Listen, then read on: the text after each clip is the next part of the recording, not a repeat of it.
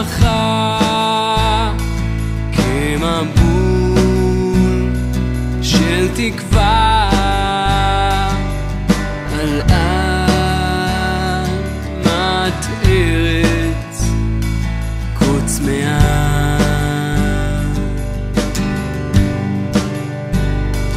בהלל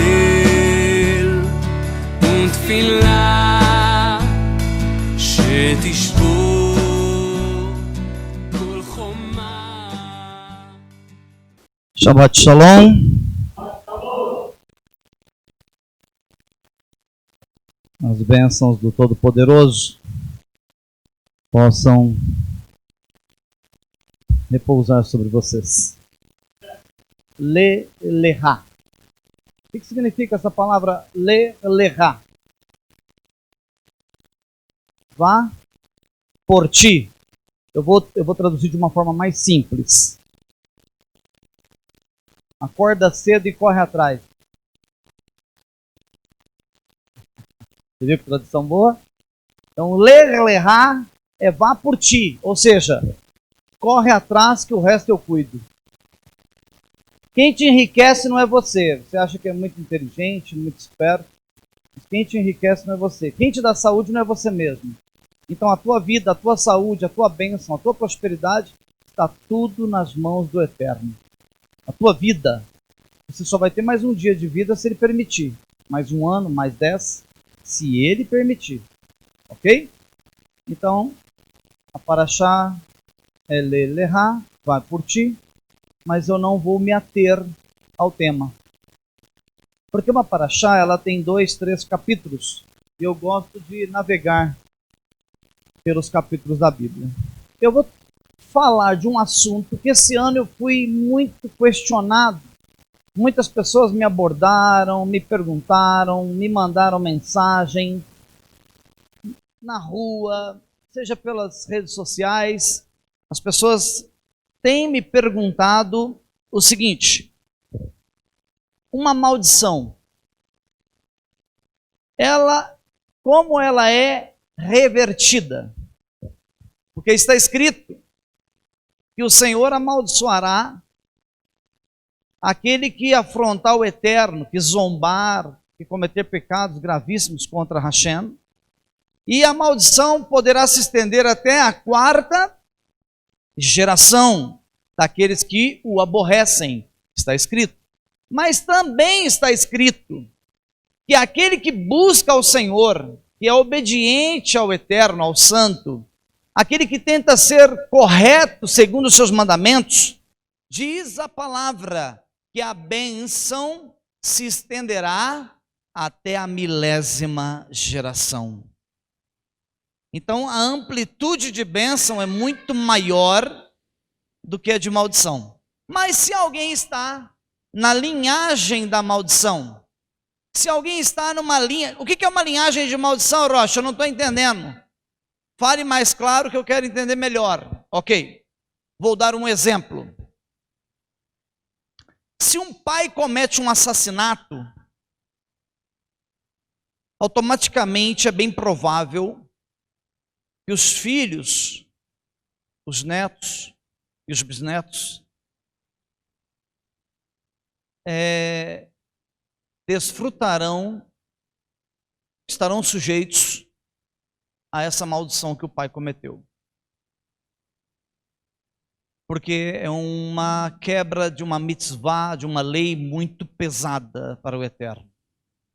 Mas se o pai, ou o avô, ou o bisavô, comete um suicídio, também é um pecado do alto escalão de gravidade.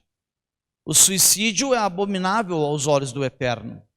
Então, automaticamente, é bem provável que os filhos, ou os netos, ou filhos e netos, ou filhos, ou netos, ou bisnetos, ou filhos, netos e bisnetos, vão colher a maldição do suicídio do patriarca da família. Isso é gravíssimo. Gravíssimo. E o que as pessoas têm me perguntado é o seguinte: Rocha, eu venho de uma linhagem, de uma família que já fizeram muita coisa, já afrontaram, já pecaram, como que se livra da maldição?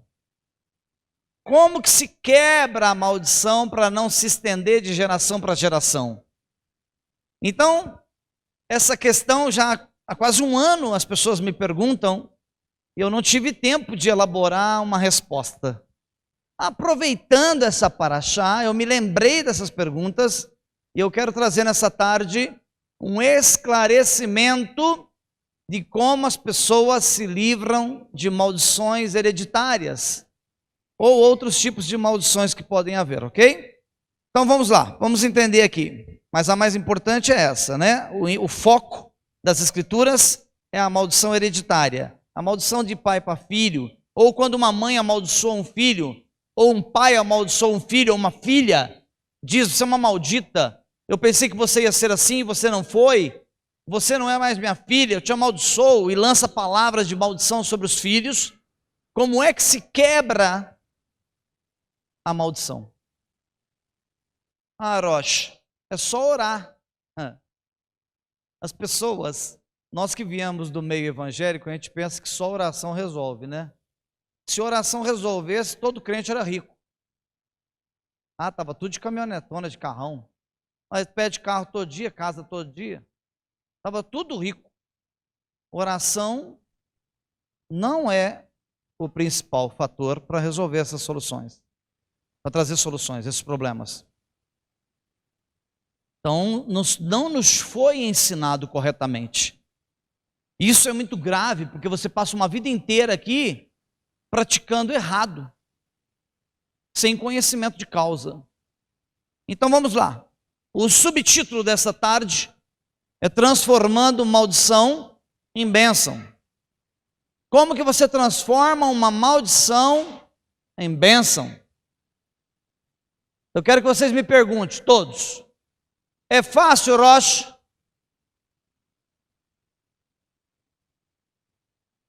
Não, é muito difícil. Com certeza.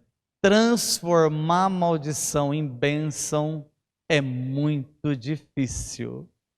Porém, existe um espaço muito grande entre o muito difícil e o impossível. Ok? Existe um espaço muito grande. Eu disse que é muito difícil. Eu não disse que é impossível. Então, se não é impossível, eu quero aprender como me livrar. Apesar que pela misericórdia e graça do Altíssimo, eu nunca passei por esses fatores. Meus avós nunca amaldiçoaram, meu pai, eu nunca tive suicídio na família, Baruch Hashem, bendito seja o santo. Mas se alguém passou, hoje vai saber como lidar com essa situação. Então vamos lá, transformando maldição em bênção, os caminhos da vida. Nós vamos estudar no livro de Bereshit, o primeiro livro da Bíblia. E para você que está chegando agora, na sua Bíblia está escrito Gênesis, porque foi traduzido, ok? Foi passado para o grego.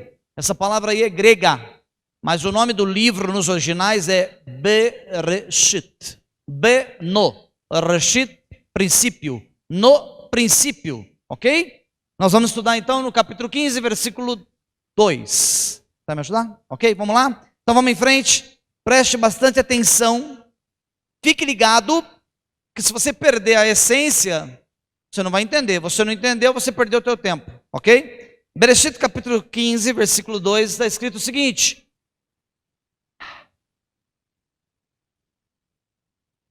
A Bíblia é linda. Linda, linda, linda, linda.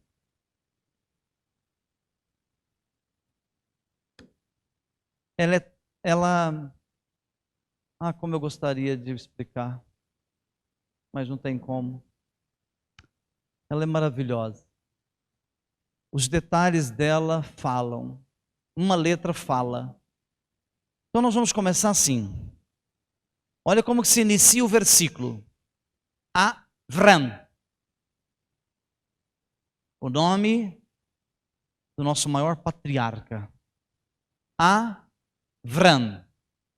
Mas quando eu estiver lá na frente, 20 anos à frente, vai ter uma mudança aqui. E existe um porquê.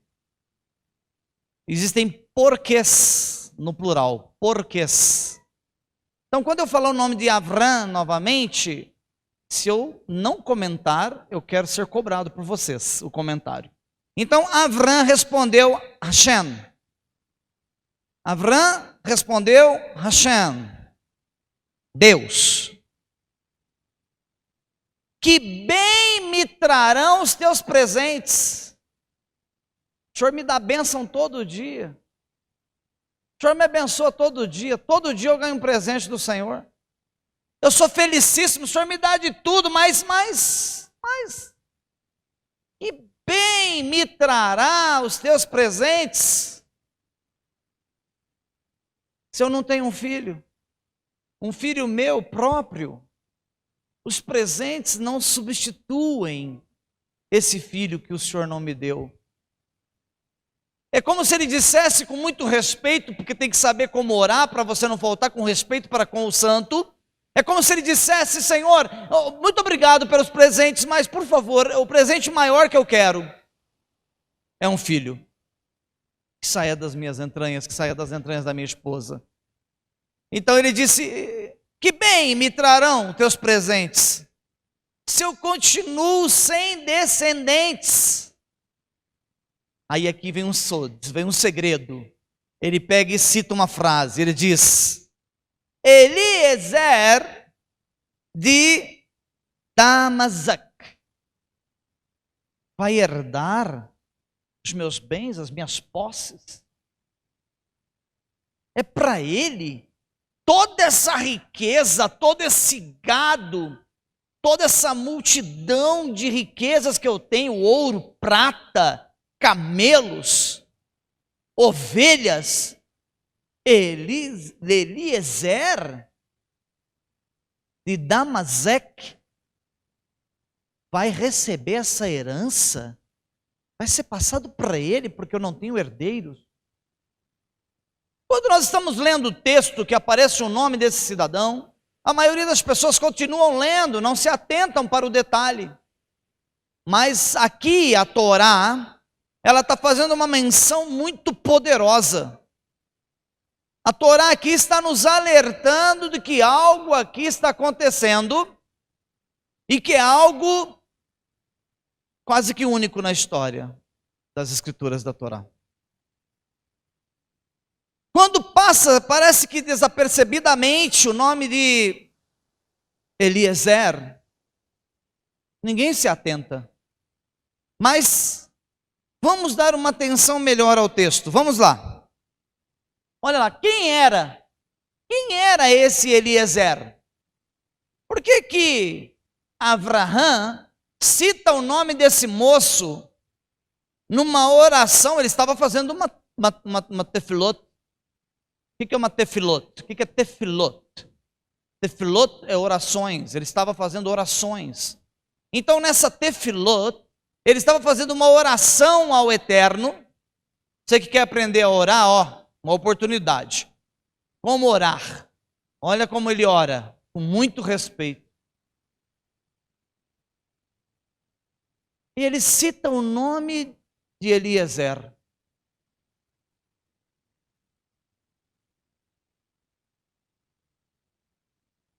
E está dizendo que todo o seu patrimônio vai ficar para esse moço.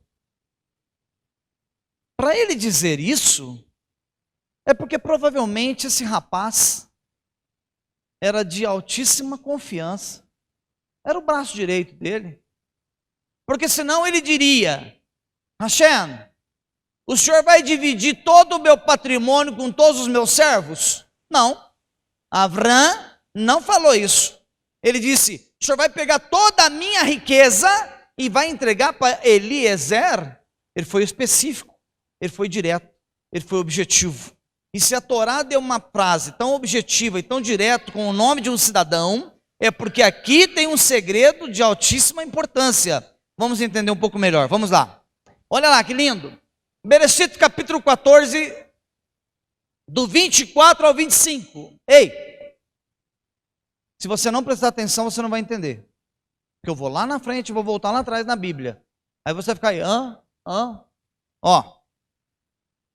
Quando Noa despertou do sono, logo que a arca repousou, o que aconteceu? A arca repousou. Noa vai lá e planta uma vinha. Foi isso? E deu uvas suculentas. E os cachos de uva lá em Israel, tem 1,50 m de tamanho cada cacho. É só você entrar no Google aí que você vai ver. É cacho de uva de 1,50 m de altura. E deu aqueles cachos de uva tremendos. Noa ficou empolgado, falou: rapaz, que uva é essa? Vou fazer um vinho aqui, velho. Fez um vinho kasher, um vinho puro, santificado, kasher, purificado. O único probleminha é que ele tomou um pouquinho a mais. Eu sempre ensino: vinho pode? Pode, 2 dedinhos. Mas Noa tomou 2 dedinhos de um garrafão de 4,5 litros. Não podia ter tomado 4,5 litros, mas ele tomou. E deu sono, né? Porque, pensa, 4,5 litros, ficou feliz, alegre, tirou a roupa, ficou feliz, deitou lá perto da arca, a arca tinha repousado, estava lá, tomando um sol, sei lá, ou na sua tenda. Eu não estava lá, não sei exatamente como que foi. Mas de repente chega um dos seus filhos. Porque a Torá proíbe que os filhos veem o pai nu. Ok?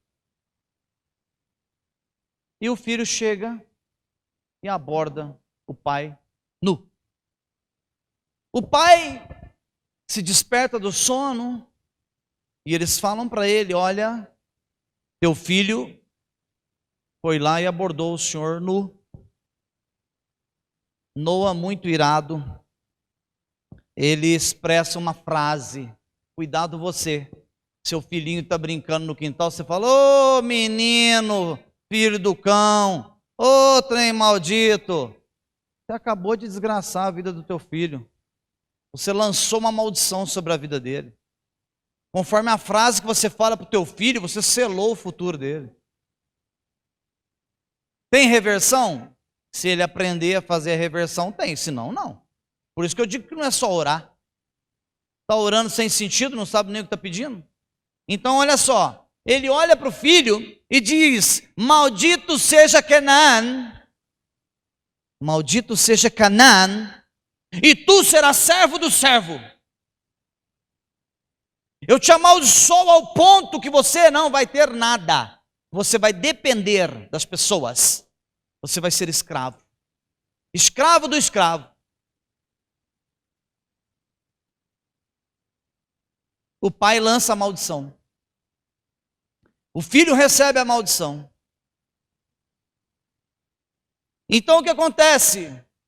Eliezer, segundo o Midrash, quem é o moço de confiança de Avrão? Eliezer é Canaã, o filho amaldiçoado de Noa. É forte isso aqui, hein? Forte.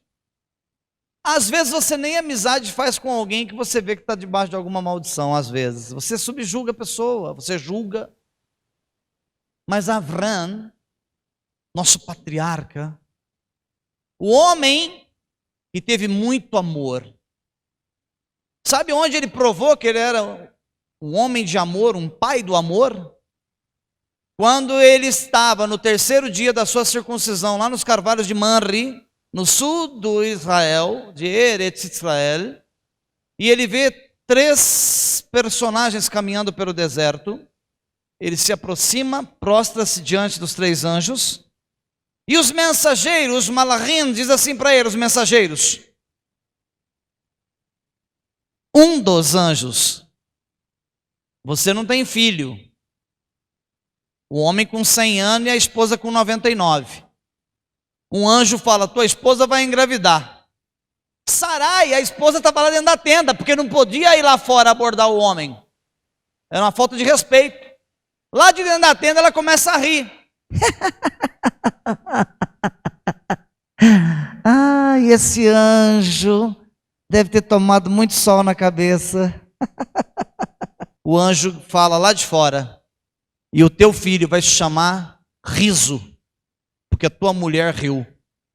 Riso em hebraico é Itzak. E o menino recebe o nome de Riso, Itzak. Os outros dois malachim, os outros dois mensageiros, olham para ele e dizem: vamos descer para o vale, porque lá se encontram 5 cidades que estão em adultério, e nós vamos destruí-las. Chamado no português de Sodoma, Gomorra, mas são 5 cidades, não são 2.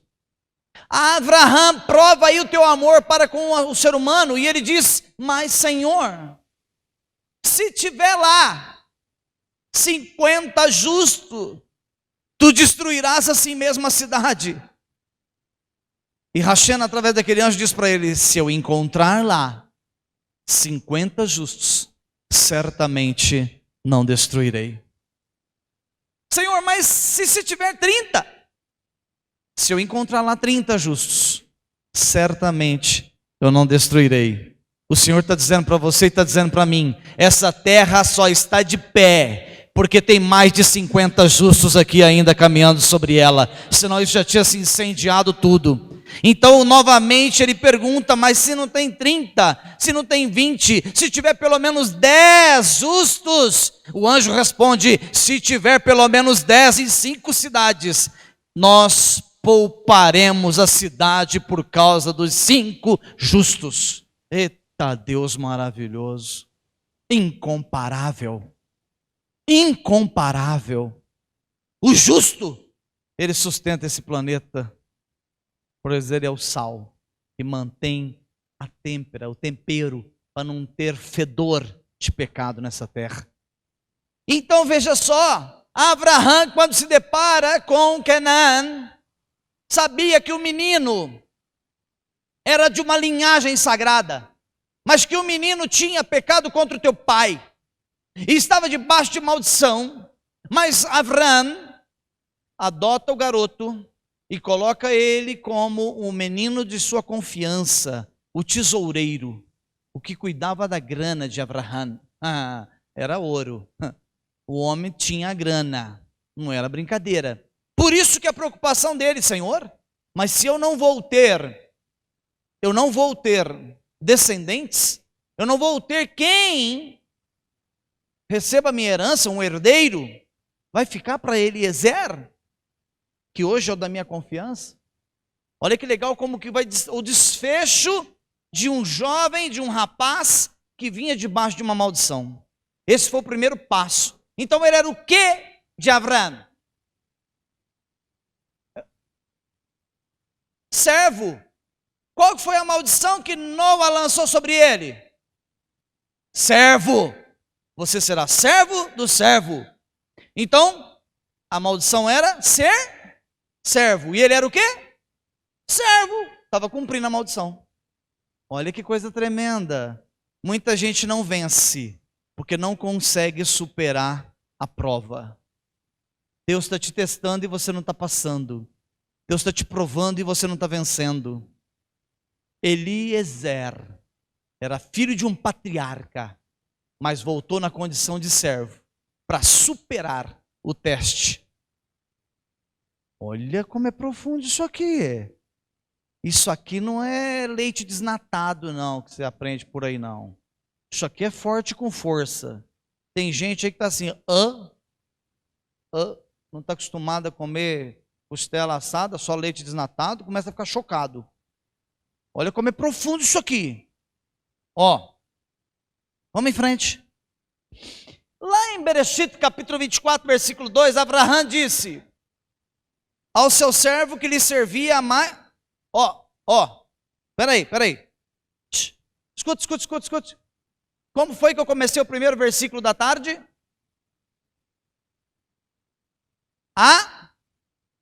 Avram. Eu falei para vocês prestarem atenção. Avram. Agora lá no capítulo 24, qual que é o nome dele? Avraham, Deus já tinha mudado o nome dele. Deus acrescentou o quê? A letra Re, o H, a letra Re. Ele chamava Avram. O Eterno acrescenta o H e fica Avraham. O que isso muda? Isso é uma das letras das quatro letras do nome de Deus, do tetragrama sagrado. A letra H significa multidões. Então ali está dizendo, Avram passou a ser Avraham, o pai de multidões. Olha como é tudo codificado, como é perfeito. Então já tem um período para frente, 5 anos, 8 anos, 10 anos. Aí a Bíblia relata o seguinte, aonde ela está dizendo que já faz tempo. Olha aqui, ó, passou bastante tempo, presta atenção. Olha o que está escrito no versículo. Ao servo que lhe servia há mais tempo.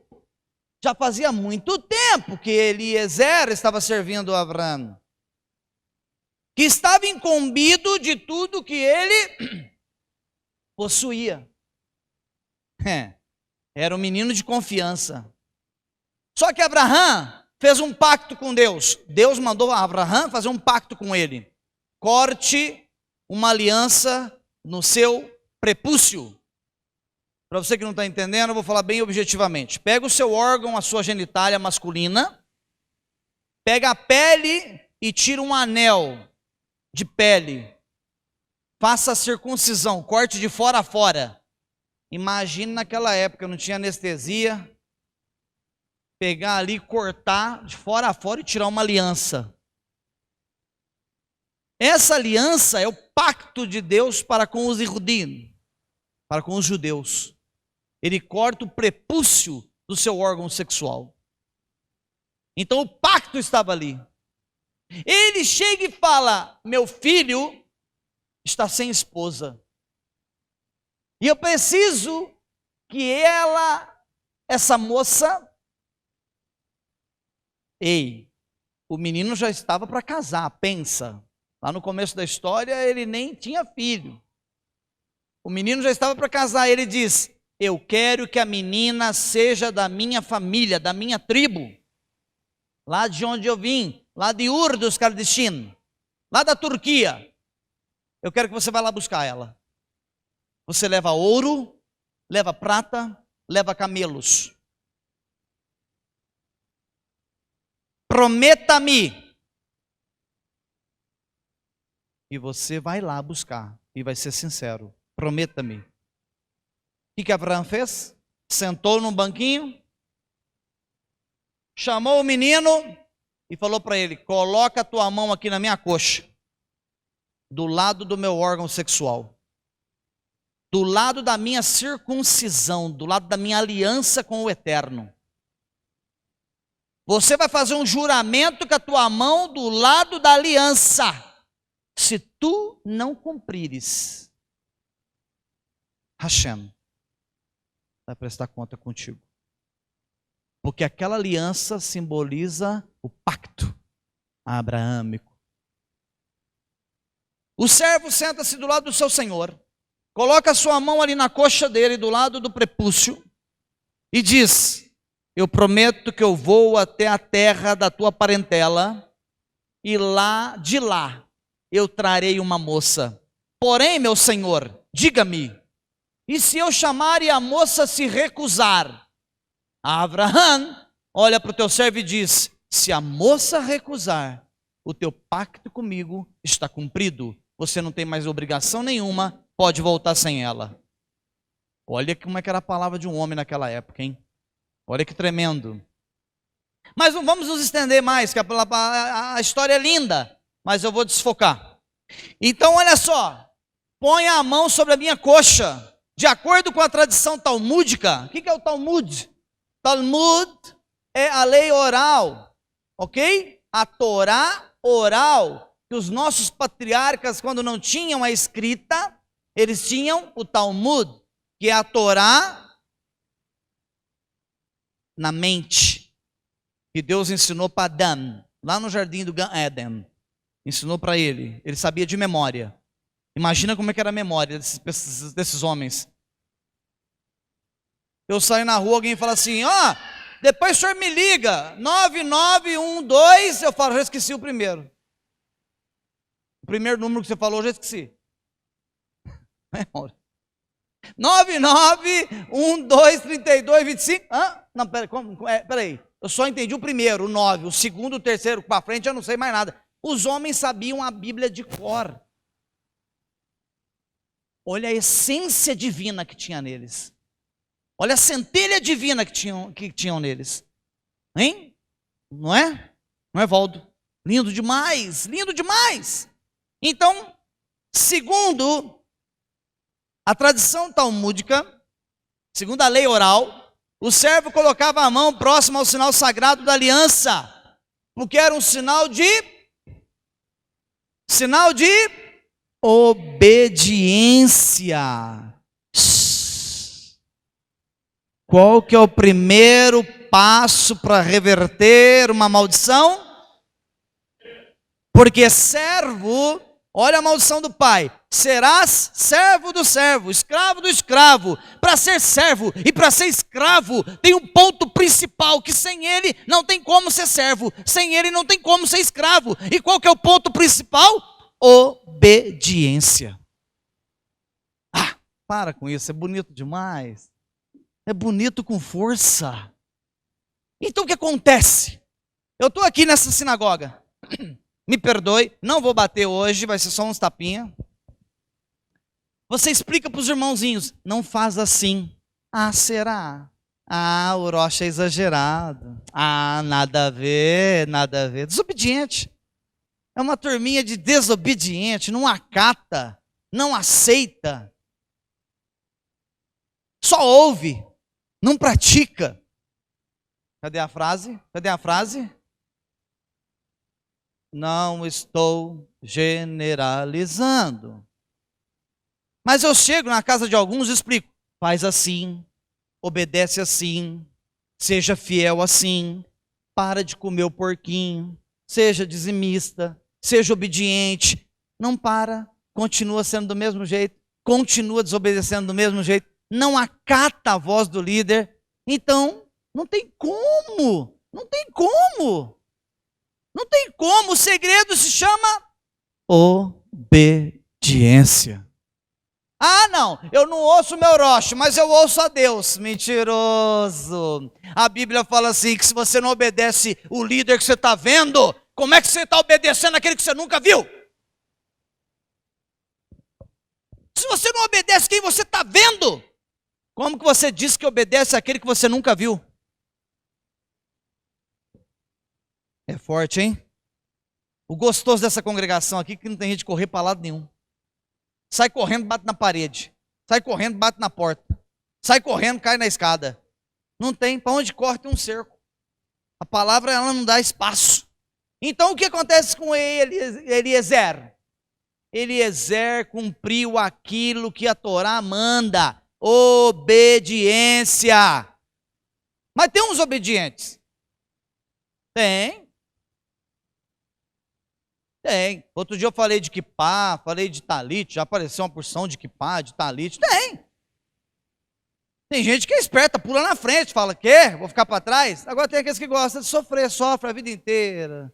E trabalha, e não vai, e não rende, e não prospera, e não vai, e não desencanta, não sai do lugar. Mas o que é? Onde que eu estou errando?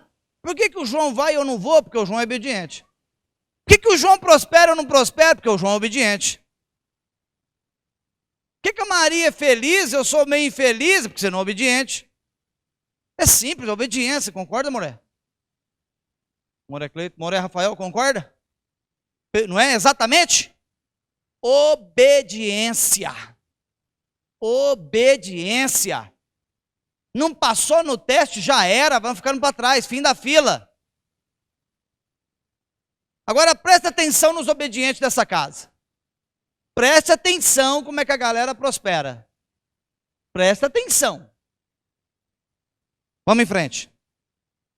Bereshit, capítulo 24, versículo 2. Abraão disse ao servo que lhe servia há mais tempo. Eu não gosto de fazer isso aqui não, mas eu vou fazer hoje, tá bom? Só hoje. É só uma pala. Eu não gosto de trabalhar com a cabala e nem com a gematria. Porque a gematria é muito complexa. Assim como a numerologia bíblica é muito complexa. E o judaísmo, a Torá, o hebraico, ele é alfanumérico. É um idioma alfanumérico. Deus criou letras e números ao mesmo tempo. O Aleph 1, Beit 2 e assim por diante. Cada letra do alfabeto equivale a um número. Então toda frase que Deus escreve, ela tem 2, 3, 4, 5, 6 significados, porque ela é alfanumérico, ela é criptografada, codificada. Isso não é assim, eu vou amanhã entrar na internet e vou aprender. Entra lá, daqui uns 15 anos vai ficar bom, fica tranquilo. Olha aqui, a frase Eliezer, o servo de Abraão, somando as letrinhas no hebraico, dá 832, o alfanumérico, o alfabeto alfanumérico hebraico. É a mesma gemátria, é o mesmo número da frase a terra de Israel. Haaretz Israel. É a mesma frase, que tem o número 832. O que isso quer dizer? O que isso quer dizer? Eliezer praticamente estava desviado depois da maldição. Praticamente estava fora do contexto. Praticamente estava em desobediência. Por isso os rabinos o chamam de o iniciado. Quem é o iniciado? É esse irmão que chegou há um mês, há 2 dias, há 6 meses, há 1 ano. Esse é o iniciado. O que começou, iniciado, dentro do judaísmo, é aquele que começou a guardar as mitzvot. Isso é um iniciado. O iniciado é aquele que começou a observar os mandamentos, a aprender os estudos e colocar em prática. Esse é o iniciado.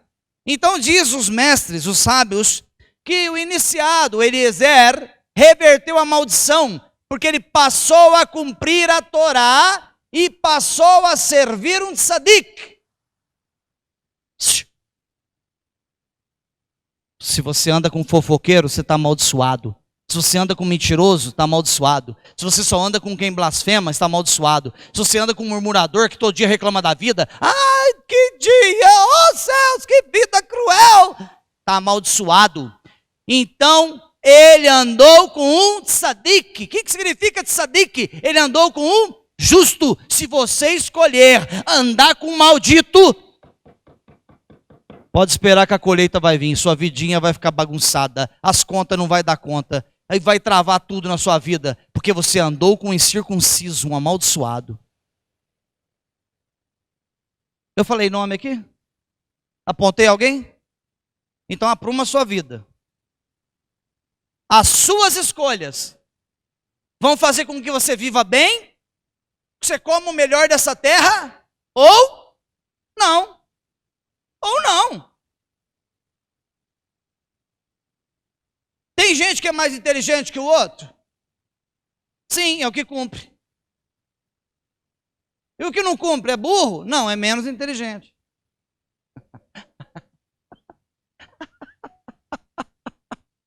Ai, como é bom. Eu não ofendi, fui delicado. Olha como eu fui delicado em palavras.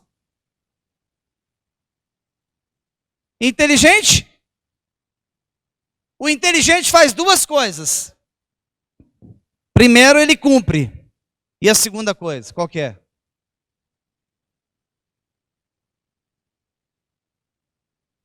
Anda com o justo. Cola num justo.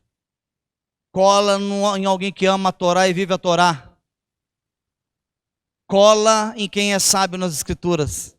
Cola nele que você vai bem. Tem muitos homens aqui nessa casa sábios. Só tomem cuidado, vocês sábios e os que vão colar nos sábios, para não colar naqueles que estão fora do contexto da Torá, para não atrasar a sua vida. Seja sábio. Seja sábio. Então, Eliezer estava amaldiçoado? Sim. Estava fora da bênção? Sim. Foi amaldiçoado que iria ser servo? Sim. Ele foi servo. Se eu tenho que ser servo, então eu vou pagar. Se eu tenho que cumprir, eu vou pagar. Eu vou ser servo, mas eu vou ser servo de um justo. Porque além de ser servo, a bênção de um justo vai me cobrir. Bobo ele não era, não. Muito inteligente. Muito inteligente. Então ele serviu um tzadik. Foi servo conforme a maldição. Terra de Israel é o lugar... escuta aqui, já terminei. Por que a gemátria, por que os códigos bíblicos dizem que Eliezer, o servo de Abraão, tem o mesmo valor do que a terra de Israel? Por quê?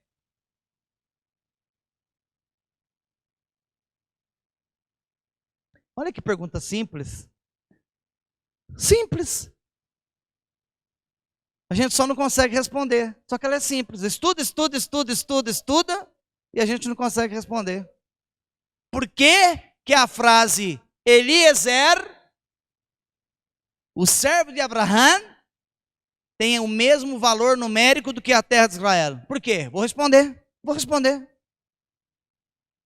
Por quê? A terra de Israel é o lugar onde a glória do Eterno se revela. Então, por isso que o nome de Eliezer nessa frase está dizendo: sobre Eliezer, a glória do Eterno vai se revelar. Por isso que tem que ser 832. Os dois têm o mesmo valor, porque a frase é um segredo, é um segredo bíblico, é codificado.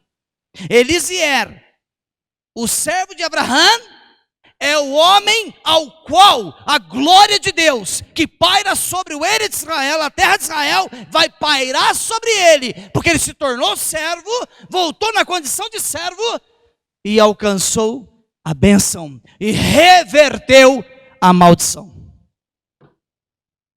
É lindo demais, perfeito demais, que as bênçãos do Todo-Poderoso, Hakadosh Baruch Hu, venha vos abençoar, vos guardar, ser convosco em cada momento. Caso essa palavra serviu para você, saia daqui na bênção. Se não serviu, converta-se, porque ainda é tempo.